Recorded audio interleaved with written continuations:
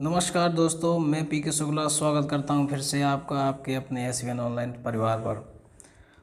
दोस्तों, आज का वीडियो है 10th क्लास वाले बच्चों के लिए समर्पित है। जो सेकंड पोएम हमारी है फायर एंड आइस, उसके क्वेश्चन आंसर्स का ये वीडियो लेक्चर है।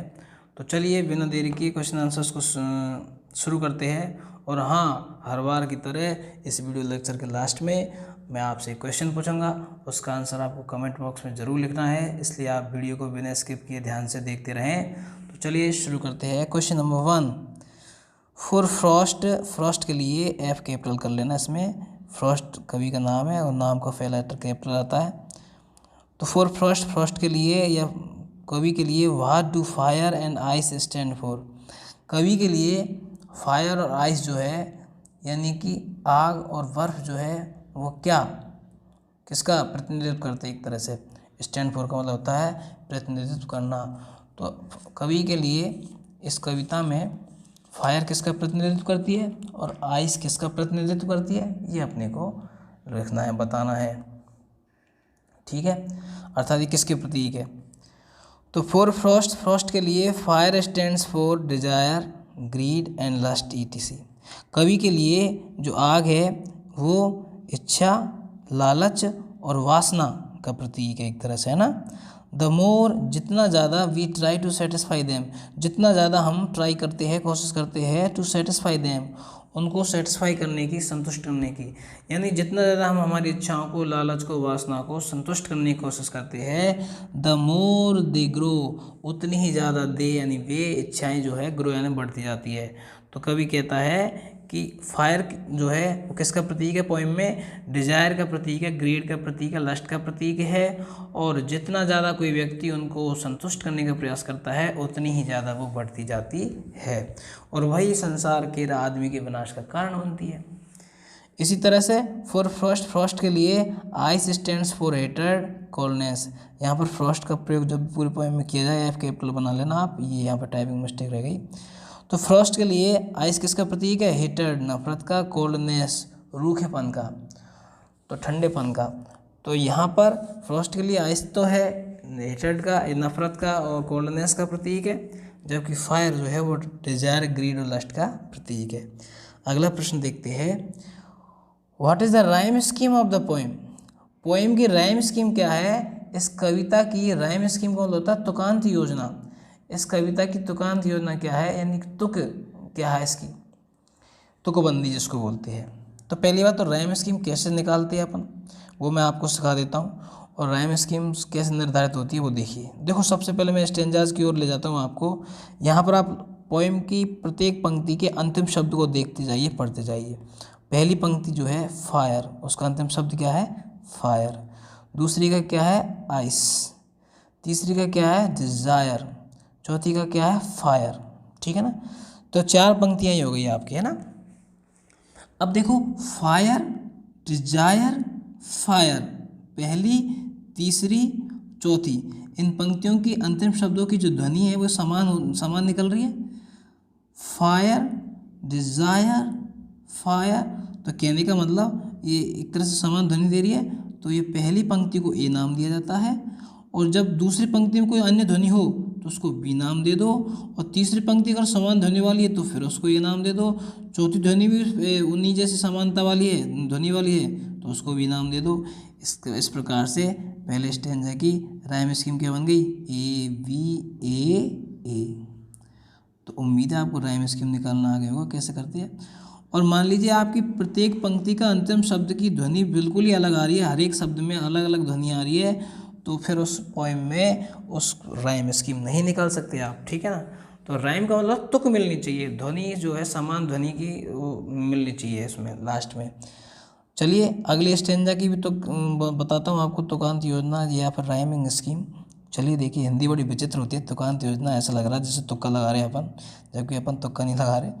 तो इसलिए हिंदी कभी कभी बड़ी डरावनी होती है शब्दों की।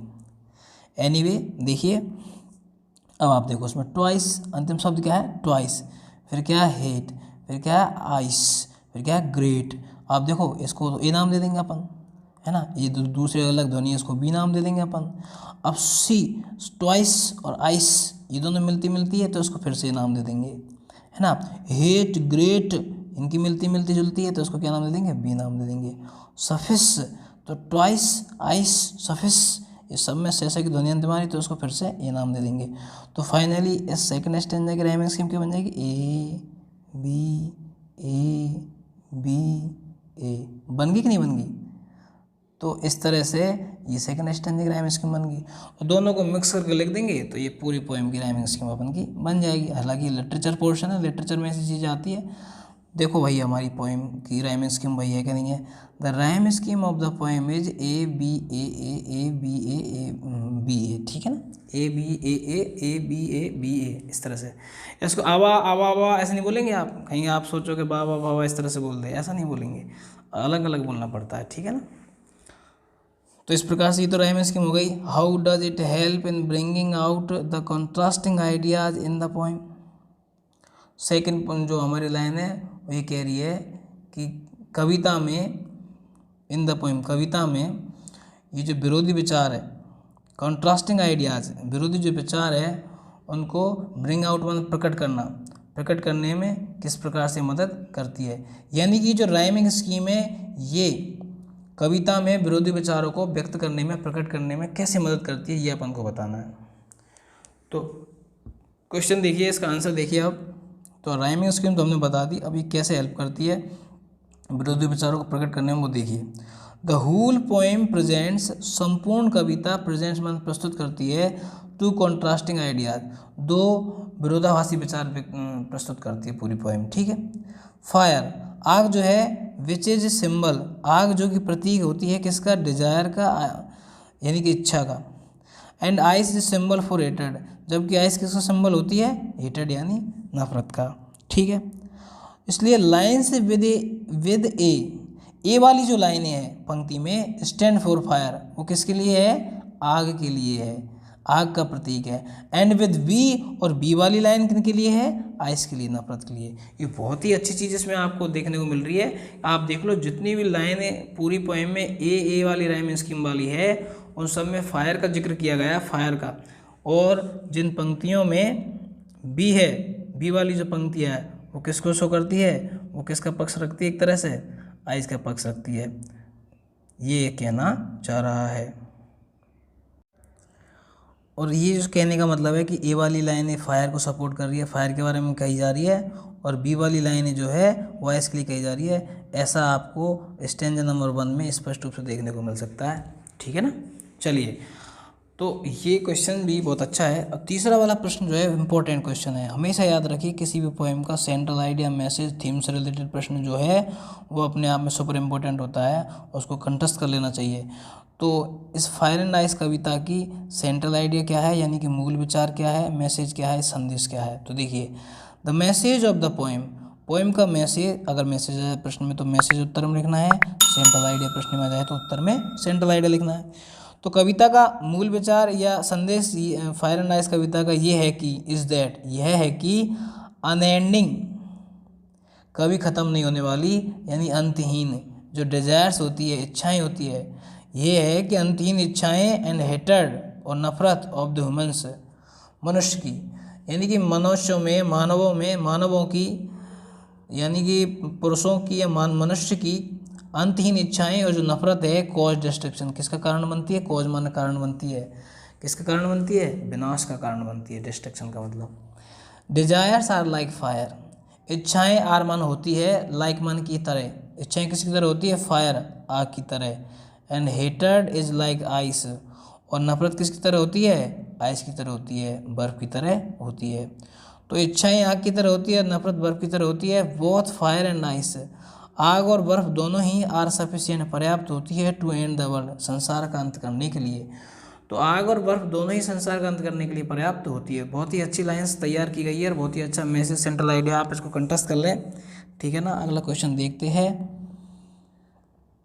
How will the world and, संसार का अंत कैसे होगा, अकॉर्डिंग टू द पोइट, कवि के अनुसार, या अकॉर्डिंग टू फ्रॉस्ट, ऐसे भी आ सकता है, फ्रॉस्ट के अनुसार। या हाउ डज द पोइट से, कवि कैसे कहता है, अबाउट द एंड, अंत के बारे में, ऑफ द वर्ल्ड, संसार के अंत के बारे में कवि कैसे कहता है, किस प्रकार से कहता है, वो लिखिए, अर्थात किसका समर्थन करता है। तो देखिए अकॉर्डिंग टू द पोइट, कवि के अनुसार फ्रॉस्ट, देखो according to the poet Frost, comma लगा देना पोइट के बाद, है ना। तो according to the poet oblique लगाना, सॉरी, अगर पोइट के अनुसार क्या है तो पोइट लिखना, फ्रॉस्ट के अनुसार क्या है तो फ्रॉस्ट लिखना, दोनों में से एक लिखना है, यहाँ पे आपको ऑब्लिक लगा देना, ठीक है ना। तो पोइट के अनुसार या फ्रॉस्ट के अनुसार द वर्ल्ड विल एंड, संसार का अंत होगा बाई फायर, किसके द्वारा, आग के द्वारा, क्योंकि हमने पहले स्टेंजा में देखा सबसे पहले उसने आग का समर्थन किया था। फॉर फ्रॉस्ट, फ्रॉस्ट के लिए फायर स्टैंड्स फॉर, फायर प्रतीक होती है, आग प्रतीक होती है किसका, इच्छाओं का, लालच का, वासना आदि का। ही थिंक्स दैट, उसको लगता है कि, कवि को लगता है कि द फायर यानी डिजायर, आग यानी इच्छा, विल नेवर एग्जिस्ट, वो कभी भी जो है, यहाँ पे थोड़ा सा संशोधन कर लीजिए, ही थिंक्स दैट, उसको लगता है कि आग जो है विल नेवर एंड, या तो ऐसे करिए या आप करिए द फायर विल एग्जिस्ट, ये सही रहेगा, विल एग्जिस्ट कर लीजिए आप इसको, तो आप संशोधन कर लें, he thinks that the fire will, never को काट देना, will exist till the end of the world, क्योंकि कवि को लगता है कि आग जो है ना, यानी इच्छा जो है इंसान की, वो till the end of the earth of the world, संसार के अंत तक विद्यमान रहेगी, एग्जिस्ट का मतलब, तो कभी खत्म नहीं होगी मतलब, तो नेवर को काट देना आप इसमें से, ठीक है ना। अगला प्रश्न देखिए, how is the paradox used, किस प्रकार से, पैराडॉक्स यानी विरोधाभास, किस प्रकार से विरोधाभास यूज किया गया है, इस्तेमाल किया गया है, प्रयुक्त किया गया है, इन द लाइन पंक्ति में, what if it had to perish twice, यदि if it had to perish twice, यदि दो बार प्रलय हुई, पेरिश मान प्रलय, ट्वाइस मान दो बार प्रलय हुई, दो बार अंत हुआ, इसमें विरोधाभास किस प्रकार से किया गया उसको देखिए आप, विरोधाभास का प्रयोग। तो there is paradox in the line, इस पंक्ति में पैराडॉक्स है, पैराडॉक्स का मतलब आप जानते हो क्या होता है, पैराडॉक्स का मतलब होता है विरोधाभास, ठीक है ना। कैसे विरोधाभास है, जैसे कि आप जानते हो कि कोई भी इंसान दो बार तो मरेगा नहीं, ठीक है ना, तो एक तरह से ये मरने के ऊपर विरोधाभास हो गया कि एक बार मरता है इंसान, बार बार तो मरता नहीं है, तो यहाँ पर एक पैराडॉक्स का यूज कर दिया गया एक तरह से। तो ये जो लाइन है, if it had to perish twice, but if it had to, इसको आप थोड़ा सा प्रश्न के अकॉर्डिंग सही कर लेना, टाइपिंग मिस्टेक बहुत है इसमें, but if it had to, ये इसको ऐसे ऐसे यूज कर देना, यदि दो बार प्रलय हुई, इन द सेंस, इस अर्थ में कि, तो इस पंक्ति में एक विरोधाभास है इस अर्थ में कि, इस अर्थ में वो विरोधाभास है कि ए पर्सन और थिंग, एक वस्तु या व्यक्ति जो होती है, can not die two times, वो दो बार नहीं मर सकती है, दो बार नष्ट नहीं हो सकती है, व्यक्ति है तो मर नहीं सकता दो बार, और वस्तु है तो दो बार नष्ट नहीं हो सकती है वो, ठीक है ना। तो इसलिए इसमें, इस पंक्ति में इस सेंस में विरोधाभास का इस्तेमाल किया गया है। दिस लाइन शोज, ये पंक्ति ये दर्शाती है कि डिजायर इज एज हार्मफुल, इच्छा उतनी ही, एज मान उतनी ही, हार्मफुल यानी हानिकारक होती है, एज मान जितनी, क्या होती है, हेटेड मानी, हेटेड का मतलब होता है नफरत, ये पंक्ति ये दर्शाती है कि इच्छा उतनी हानिकारक होती है जितनी नफरत होती है, टू एंड दिस वर्ल्ड, इस संसार का अंत करने के लिए। तो इस प्रकार से ये पंक्ति का कंप्लीट सेंस आपको हो गया। अगला क्वेश्चन देखिए 6वें नंबर का, what does the line and would suffice, world suffice नहीं है ये, वुड सफिस होना चाहिए, तो इसको भी सही कर लीजिए आप, टाइपिंग मिस्टेक बहुत निकली है इस बार, तो थोड़ा इसका अगले वीडियो में विशेष ध्यान रखा जाएगा। आप देखिए, एंड वुड सफिस है इसका मतलब WOULD है ना। चलिए, तो इसका क्या मतलब इस पंक्ति का देखिए, दिस लाइन शोज दैट, ये पंक्ति ये दर्शाती है कि ह्यूमन्स डिजायर, आदमी की जो इच्छाएं होती है, देखो ह्यूमन्स के बाद आप इसको एपोस्ट्रोफी मार्क यूज करना है यहाँ पर, क्योंकि इसका मतलब है काके की, तो आदमी की जो इच्छा है एंड हेटेड, और जो नफरत है, आर इक्वली हार्मफुल, वो समान रूप से हानिकारक है, टू एंड वन, अंत करने के लिए, दिस वर्ल्ड, संसार का। तो ये पंक्ति ये दर्शाती है कि आदमी की जो इच्छा है और जो नफरत है, वो इस संसार का अंत करने के लिए समान रूप से हानिकारक है। तो इस प्रकार से एंड वर्ड सफिस का मतलब है पर्याप्त होगी, यानी कि क्या पर्याप्त होगी, डिजायर और फायर अर्थात आग और तृष्णा, एंड हेटेड और आइस, और नफरत यानी कि बर्फ रूपी नफरत और आग रूपी इच्छा जो है, वो दोनों ही समान रूप से संसार का अंत करने के लिए समान रूप से हानिकारक है। तो ये दोनों ही चीज़ें ये इस लाइन से शो होती है, ठीक है ना। अगला प्रश्न देखिए, what image does fire represent. Fire जो है वो कौन सी इमेज यानी कौन सी छवि प्रस्तुत करती है, रिप्रेजेंट में प्रस्तुत करती है। तो फायर रिप्रेजेंट्स, आग जो है वो प्रस्तुत करती है डिजायर ऑफ ह्यूमन। किसको? आग जो है आदमी की इच्छा को प्रस्तुत करती है। As fire ends the world physical world, जिस प्रकार से, एज का मतलब यहाँ पर जिस प्रकार से, फायर यानी आग, एंड्स द फिजिकल वर्ल्ड, जिस प्रकार से आग फिजिकल वर्ल्ड भौतिक संसार को समाप्त करती है, सो डज इसी प्रकार से डिजायर्स मन इच्छाएं and the emotional world, desire भावनात्मक संसार का अंत करती है ऑफ रिलेशनशिप पे, एक संबंध का, तो संबंध का एक जो भावनात्मक संसार है उसका अंत करती है इच्छाएं। जिस प्रकार से आग भौतिक संसार का अंत करती है, इसी प्रकार से इच्छाएं जो है संबंधों का जो भावनात्मक संसार है, भावनात्मक दुनिया जो है संबंधों की, रिश्तों की जो भावनात्मक दुनिया है उसको समाप्त करती है, उस भावनात्मक दुनिया को नष्ट करती है। कौन? इच्छाएं। तो बहुत अच्छा प्रश्न है। 7वां और 8वां, आइस क्या रिप्रेजेंट करता है, फायर क्या रिप्रेजेंट करता है। अगला प्रश्न देखिए, what image does ice represent, ice कौन सी छवि प्रस्तुत करता है, या इन विच सेंस आइस इज रेफर्ड, किस सेंस में, किस अर्थ में आइस को रेफर किया गया है to in the poem fire and ice. Fire and ice कविता में किस अर्थ में, एक तरह से किस अर्थ में आइस को यूज किया गया। व्हाट कैन इट डू, और ये क्या कर सकती है, यानी बर्फ जो है वो क्या कर सकती है। तो देखिए,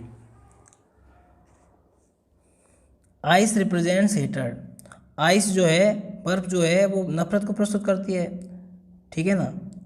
ये इतना सा लिखने के बाद फुल स्टॉप लगा देना हेटर्ड में, उसके बाद में लिखना इट, अगला है ना, हेटर्ड के बाद फुल स्टॉप, उसके बाद लिखना it. It can bring about the end of relationship. देखो, आइस किसको प्रस्तुत करती है, नफरत को, और नफरत क्या कर सकती है, bring about the end of relationship.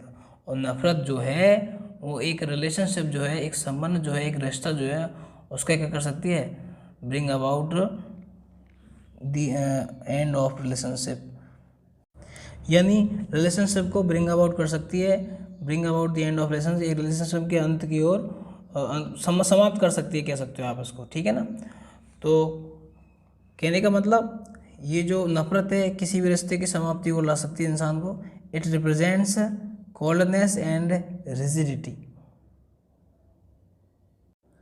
यानी ये कोल्डनेस रूखेपन को, कड़कपन को, और रिजिडिटी यानी कि कठोरता को व्यक्त करती है। तो आइस जो है वो नफरत को व्यक्त करती है, प्रस्तुत करती है, और नफरत जो है किसी भी रिश्ते को अंत कर सकती है, और ये रूखेपन और संबंधों में रूखेपन को और कठोरता को शो करती है, प्रस्तुत करती है। लास्ट प्रश्न देखिए इस पोएम का, आई होल्ड विद दोज, मैं उन लोगों का पक्ष रखता हूँ, फेवर फायर, जो आग का पक्ष रखते, समर्थन करते, वाई अकॉर्डिंग टू यू, आपके अनुसार, अकॉर्डिंग टू यू आपके अनुसार, क्यों, डज द पोइट फेवर, आपके अनुसार क्यों कवि फेवर मन समर्थन करता है फायर का, या why does the poet favour fire, या पोइट फायर का क्यों फेवर करता है टू एंड द वर्ल्ड, संसार का अंत करने के लिए। अच्छा, मैंने इसमें बहुत सारे प्रश्न ऐसे भी है जो नहीं बताए, नहीं बनाए, लेकिन वो उनके आंसर्स जो है उनके अकॉर्डिंग बन सकते हैं। जैसे कि प्रश्न सिंपल से ये बन सकता है कि कवि किसका समर्थन करता है संसार के अंत के लिए, तो वो आग का समर्थन करता है। अब क्यों करता है उसका आंसर अपन उसमें देखते हैं।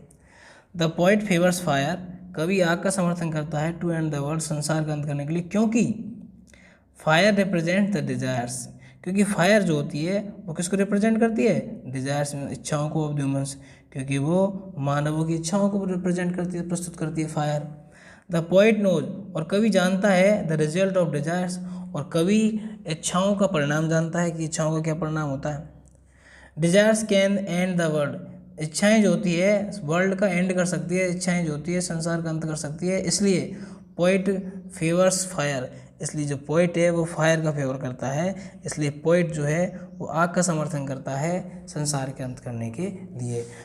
चलिए, तो अब बारी आती है उस प्रश्न की जो वीडियो के लास्ट में पूछा जाना है।